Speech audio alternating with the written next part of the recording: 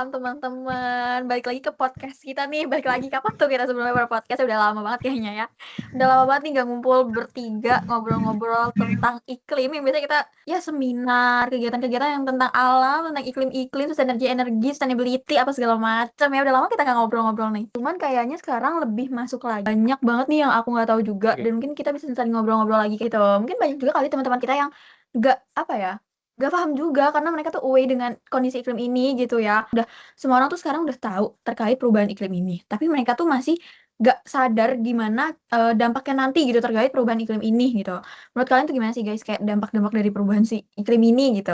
Ya mungkin Aku salah satu dari kalian kayak Zikra ini kan anaknya iklim banget, bisa kali menjelaskan Aduh, ke anak kita nih iklim anak banget nih Indo ya. banget ini. oh my god.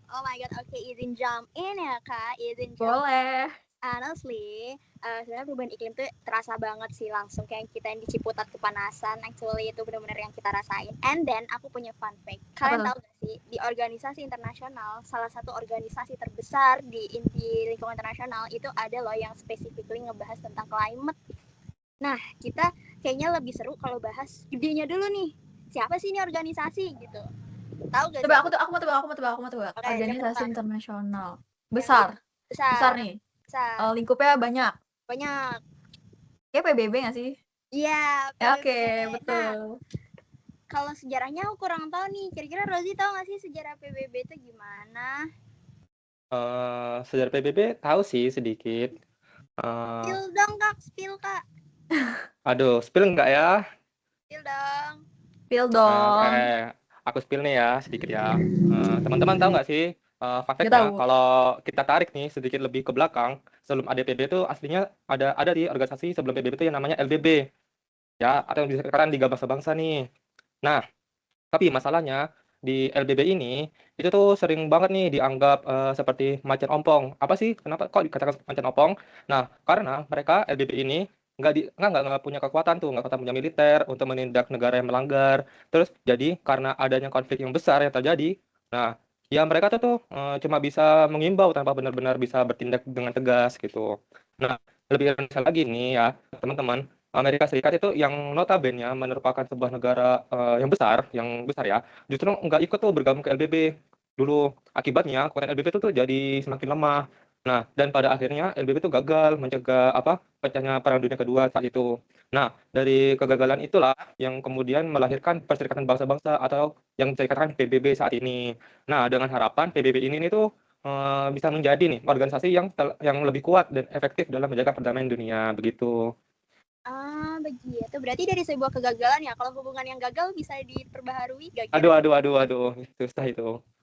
Oke, aku punya sedikit cerita unik. Enggak sih, ini masih tentang si PBB. Dan ternyata kalian tahu gak sih, asal mula PBB memang karena LBB-nya itu gagal. Tapi ada secret meeting di balik itu, guys. Ini teori konspirasi yang nyata ternyata gitu kan. Ternyata Perdana Menteri Inggris sama Presiden Amerika saat itu, dia bertemu di kapal perang samudra di Atlantik untuk ngebahas kayak, ayo dong, abis perang dunia kayak gini, setelah perang dunia tuh kita harus bebas dari rasa takut, rasa kekurangan, harus terlindungi, jangan sampai ada perang lagi.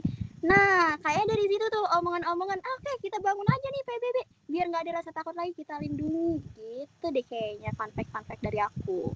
Oh, paham. Jadi tadi tuh awal mulanya dari LBB itu kan. Terus adalah konflik-konflik setelahnya. Nah, tapi ya guys, kalau kita mundur ke tahun 1945-an tuh, itu tuh seingatku ada momen di mana momen itu tuh salah satu momen penting gitu. Kalau nggak salah tuh momen konferensi San Francisco. Ya, jadi tuh kalau nggak salah nih, sejauh pemahamanku ya, sependek pemahamanku di sini tuh sekitar 50 negara mereka tuh berkumpul buat nyusun dan tanda tangan piagam PBB waktu itu. Nah, tapi itu ternyata nggak sesimpel itu guys. Jadi tuh kayak ada perang argumen antara 50 negara itu yang akhir persoalan siapa yang berhak untuk punya hak veto. Pokoknya emang dari salah satu konflik-konflik yang tadi Zikra juga udah sebutin jelasin, ya salah satu konfliknya lagi ini di perang argumen ketika penandatanganan piagam PBB juga. Itu untuk tahu siapa yang berhak punya si hak veto ini gitu. Berarti dari perselisihan 50 negara ya? Iya, betul. Banyak ya berarti. Tapi setelah PBB terbentuk tuh mereka tuh nggak cuma sekedar jadi forum ngobrol antar negara aja nggak sih? Iya benar. Jadi PBB itu kan ada 4 pilar nih utama yang menjadi fondasi mereka. Yang pertama itu yang jelas mereka tuh menjaga perdamaian dunia. Nah, ini tuh menjadi tujuan paling utama dari PBB ini supaya Mm-mm. supaya konflik besar itu kayak perang dunia itu nggak terulang lagi. Nah, kemudian yang kedua, PBB itu kan berusaha membangun hubungan persahabatan antar bangsa kan. Nah, Mm-mm. jadi bukan cuman jadi nggak perang aja, tapi juga saling kerjasama dan percaya satu sama lain. Jadi negara A sama negara B itu saling percaya gitu. Lalu yang ketiga itu mereka tuh fokus pada kerjasama internasional nih, khususnya dalam menyelesaikan berbagai masalah global, seperti mulai dari ekonomi, sosial, budaya, sampai isu-isu kemanusiaan. Nah, dan terakhir itu, PBB itu berperan sebagai pusat penyelenggara tindakan negara-negara di dunia. Nah, jadi kalau ada masalah global, misalkan kayak ada masalah internasional, konflik internasional, itu PBB ini semacam apa koordinator, kayak kayak penengah lah, supaya mereka negara-negara yang bergerak bareng itu menjadi apa? Menjadi sejalan, nggak maksudnya nggak jalan sendiri gitu dia. Jadi harus harus jalan bersama begitu. Setuju banget. Berarti kayak 4 pilar utama nih yang tadi Rozi sebutin. Ada ekonomi, Betul. kemanusiaan gitu kan. Tapi benar sih, tapi gak komplit kalau kita nggak bahas soal strukturnya nih guys. Nah, kita harus kenalan profilnya dulu gak sih? Apa PBB kan tadi udah jelasin tuh. Nah, kalau secara struktur, PBB tuh ada beberapa susunan struktur gitu guys. Nah, yang pertama tuh ada majelis umum atau General Assembly. Bener gak sih ngomongnya? Assembly. Assembly. Nah, Betul betul. atau parlemen dunia. Jadi semua negara tuh punya satu suara. Jadi kayak manusia gitu. Kayak kita kalau pemilu gitu loh. Aku punya satu suara, kamu satu suara, kamu juga satu suara. Nah, jadi masing-masing tuh punya satu suara dan totalnya ada 190-an negara. Nah, terdapat di mana negara kecil bisa bersuara. Nah, pokoknya negara kecil, negara besar tuh suaranya sama gitu, nggak ada dibeda-bedain gitu guys. Cuman kayak apa ya, karena tadi sih balik ke hak veto itu yang mempertimbangkan bahwa ya memang ada suara mayoritas besarnya, ada suara kecilnya gitu, tapi tetap di PBB semuanya punya suara satu-satu. Nah, tapi ya yang aku tahu justru dari situ tuh malah lahir yang namanya Dewan Keamanan PBB. Yang akhirnya bagian Dewan Keamanan PBB ini tuh bisa dibilang kayak ruang mesinnya PBB gitu loh. Jadi kayak karena paling punya kekuatan nih, karena mereka masing-masing punya kekuatan dan tapi adalah Dewan Keamanan PBB yang punya kekuatan powernya tuh lebih besar gitu loh dari anggota 15 negara ini. Nah, anggotanya kan ada 15 negara, tapi ada 5 negara juga yang tetap kita kenal sebagai P5 yang punya hak veto. P5 tersendiri yang punya hak veto. Artinya tuh kayak ini tuh mereka tuh bisa membatalkan keputusan penting dari keputusan-keputusan lainnya gitu, termasuk soal sanksi atau bahkan izin intervensi militer gitu. Gitu nggak sih? Itu untuk Dewan Keamanan PBB-nya ya. Jadi kayak dia tuh Dewan Keamanan PBB ini salah satu yang paling berpower gitu keamanan dari yang lainnya. Ada juga nih kan birokrasi PBB nih yang dipimpin oleh sekretaris jenderal kan di PBB ini. Nah, kalau kita ngomongin PBB nih, ada satu bagian penting yang sering jadi wajah mereka di dunia internasional, yaitu birokrasi yang dipimpin oleh sekretaris jenderal. Nah, sekjen ini itu bukan cuma sebagai jabatan-jabatan formal aja, tapi utama dalam diplomasi PBB. Nah, itu sekjen ini nih adalah apa representasi PBB di lapangan secara langsung. Jadi langsung terjun ke lapangan gitu sekjen. Nah, mulai dari mediasi konflik, kunjungan ke negara-negara yang lagi krisis, terus sampai menyuarakan kepentingan perdamaian dunia.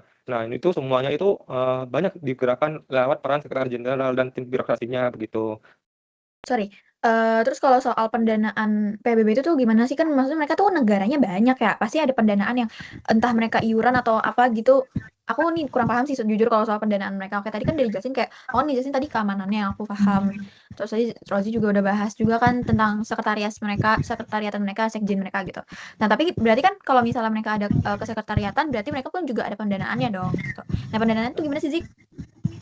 Nah, ngomongin pendanaannya nih dengan banyaknya agenda dan program yang PBB miliki, jadi mereka tuh dapat Sorry, stop dulu. Rozi, mute.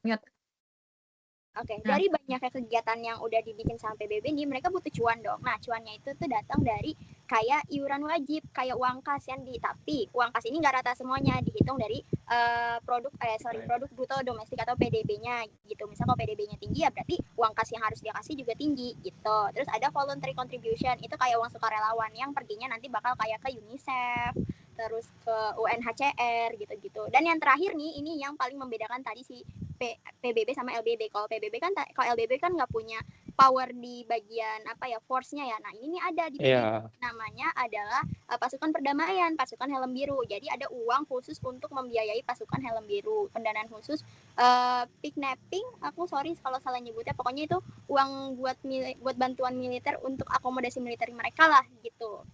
Nah, gitu. Oke, jadi udah kebayang belum run duit mereka kira-kira datangnya dari mana gitu. Iya, paham. Oke. Oke, nah tapi selain itu masih balik ke bagan-bagan dan struktur organisasinya nih, aku ada something yang kayaknya kita bakal kesini nih one day, pembahasan kesini kayak bakal seru, yaitu Economic and Social Council atau ECOSOC. Nah, salah satu badan atau struktur yang dimiliki sama PBB. Nah, di sini tuh isu-isu seperti kemiskinan, kesehatan, lingkungan itu tuh masuk ke dalam ISOC ini, termasuk IPCC yang dibahas. Nanti bakal kita bahas nih lebih dalam apa itu IPCC gitu. Oh iya, kamu kan seingatku, kamu dan Rozi ini sebelumnya juga pernah diskusi juga kan terkait IPCC dengan Kak Ilham. Mungkin kita tonton aja kali ya bareng-bareng terkait IPCC ini. Oh, I see. Aku sedikit paham nih tentang IPCC jadinya. Jadi sebenarnya IPCC ini tuh lebih fokusnya ke iklim ya. Tadi juga kan kayaknya jadi bisa kita kaitkan sama situasi kita yang ada di Ciputat ini yang begitu panas, terik, benderang ini kan. Betul. Mataharinya ada 2. Aku juga jadi Mataharinya ada tahu 2. apa? Mataharinya ada 2. Matahari ada 2. Bener di atas kepala banget tuh kayaknya panas banget. Aku juga jadi tahu terkait IPCC, kaitan antara IPCC dan juga Paris Agreement ya. Mungkin kayak kita juga kalau nggak bahas di sini pun kita nggak akan mencari tahu karena kayak ini tuh adalah kasus-kasus yang ngumpet ya, jarang terlihat dan jarang dibahas juga gitu. Nah, selain badan ekonominya mereka dan sosial council-nya mereka tuh PBB juga seingatku punya mahkamah internasionalnya. Ya nggak sih? Kalau satu namanya tuh ICJ. Nah, ICJ. Betul. ICJ betul. ICJ betul. Oke, sorry, maaf salah. Nah, izin sepemahamanku terkait Mahkamah Internasional ini, itu adalah salah satu badan hukum utama di PBB yang mereka tuh punya kekuasaan lebih besar di antara 15 negara lainnya. Jadi ICJ ini tuh tugasnya itu menyelesaikan sengketa antara negara-negara atas hukum yang mereka lakukan gitu. Jadi itu bukan pakai kekuatan, tapi itu lewat jalur ilegal atau jalur yang lebih sehat tanpa perang-perangan. Jadi memang mungkin tugas dari Mahkamah Internasional ini lebih ke mengarahkan hukumnya itu untuk keseluruhan negara kali ya. Dan seingatku ICJ ini ada di Den Haag nggak sih? Iya betul. Aku belum pernah ke Betul. sana, pengen siapa sih yang pengen ke sana? Mau nitip Ya, dong. besok kita ke sana. Oleh-olehnya jangan lupa. Oke nih Rosi, Zikra, kalian kan mungkin yang dari awal itu udah diskusi sama Kak Ilham dan juga mungkin kalian juga lebih paham nih tentang PBB gini. Tapi kan di setiap diskusi kan pasti ada positif dan negatifnya nih ya. Positif dan negatifnya. Coba aku tuh coba dong jelasin ke aku positif dan negatifnya ini gitu. Komentar kalian tuh gimana nih? Kalau dari aku ya, positif negatif dari sisi positifnya nih. Berarti PBB itu sebenarnya tuh krusial banget nih. Banyak bayangin aja nih tanpa PBB dunia tuh nggak punya meja bersama, jadi kayak tidak ada kesepakatan bersama gitu di tempat negara-negara yang bisa duduk ngobrol terus bahkan berdebat secara terbuka. Nah, dan meskipun sering penuh perbedaan pendapat gitu ya dari masing-masing negara, faktanya sampai hari ini tuh PBB itu berperan aktif dalam mencegah terjadinya Perang Dunia Kedua. Nah, terutama antar negara-negara besar, itu bukan hal kecil sih. Nah, selain itu, PBB itu juga berhasil menciptakan semacam bahasa hukum yang dipakai secara global. Nah, dari isu hak asasi manusia sampai hukum melaut lewat United Nations Convention on the Law of the Sea. Nah, semuanya tuh punya standar yang lebih jelas gitu ya, dan diakui banyak negara. Nah, menariknya lagi nih teman-teman, ketika urusan politik tuh sering mentok dan tidak bisa menemukan ujungnya, hasilnya. Nah, badan-badan ini nih di bawah PBB tuh tetap jalan di lapangan, kayak tadi yang sekian tadi. Nah, organisasi seperti UNICEF, UNHCR, dan WFP itu terus bekerja bahkan di daerah konflik untuk menyelamatkan jutaan nyawa, begitu. Banyak ya sisi positif yang bisa kita ambil Betul. dari PBB, tapi kalau namanya Ying ada hitam, ada putih nih Kak, biasanya ada positif, ada negatif. Oke, coba kita lihat nih after kita ngobrol panjang tadi tentang si PBB. Ada satu kunci yang bikin kayak jadi negatif gitu sih ya, yaitu hak veto. Kenapa sih hak veto? Karena hak veto ini hanya bisa dipunyai sama negara-negara superpower, dan PBB itu sering kelihatan kayak standar ganda gitu loh. Ibarat kayak kita ngeliat kasusnya Palestina kemarin guys, yang semua negara setuju, satu negara yang punya hak veto ini nggak setuju, jadinya cancel kan. Nah, jadi kasihan untuk negara kecil, tapi tidak berdaya kalau pelakunya si hak veto ini nih negara tetap ya gitu deh, kalah pokoknya suaranya sama negara veto. Nah, PBB itu sering juga dikritik terlalu banyak rapat ini rapat itu dan dokumen-dokumen, tapi nyatanya di lapangan tuh masih cukup lambat karena prosedurnya sangat rumit. Contohnya sih kalau kita lihat dari yang udah kita obrolin kemarin tuh ya IPCC, ya komitmen negaranya udah banyak, cuman secara implementasi dari 2015 tuh yang COP21 sampai sekarang kok iklim kita malah masih panas-panas aja. Itu yang menilai, beberapa pakar tuh menilai sisi negatifnya dari PBB gitu guys. Oh gitu, oke. Bisa saya pahami ya untuk positif negatifnya ini. Menarik. Kayaknya sih menurut aku cukup sih diskusinya udah mulai banyak lah info-info masuk sedikit demi sedikit gitu. Kalau dari kalian gimana diskusinya? Udah oke? Oke banget. Diskusi kita kali ini berdaging banget sih tanpa Asik. Dagingnya berapa kilo tuh kayaknya? Banyak nih. 4 kilo. Oke, kayaknya kita untuk mempersingkat waktu juga ya, kayaknya kita udahin dulu diskusi ini. Mungkin sambil kita baca-baca lagi nanti atau mungkin ada pertanyaan-pertanyaan di luar sini, kita bahas nanti lagi. Oke, terima kasih Zikra, terima kasih Rozi untuk waktunya. Terima kasih semuanya. Dadah Bye. guys. Bye-bye. Close.